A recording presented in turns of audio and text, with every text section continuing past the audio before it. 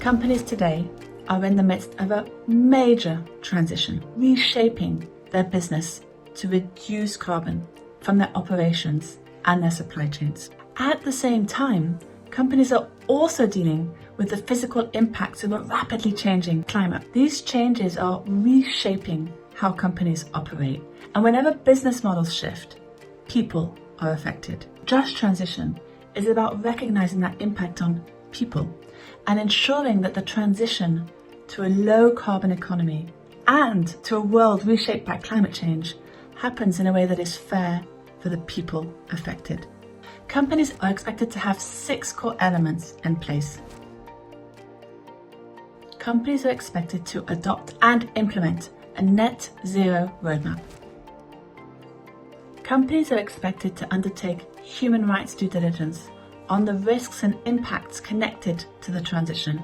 A number of the measures envisioned as part of a company's transition plan will create risks for people, such as workers or contractors or neighbouring communities and indigenous peoples, consumers. Companies are expected to proactively look to where those risks may be and take action to stop those impacts from happening, or to mitigate their severity, or to remediate those impacts if they've happened. Companies are expected to ensure that people are able to access the opportunities of the green transition. The green transition is expected to create millions of jobs globally. The question then is, who gets access to those opportunities? Companies are expected to design processes to ensure that people, workers, contractors, farmers, communities are empowered and included in the planning, in the decision making.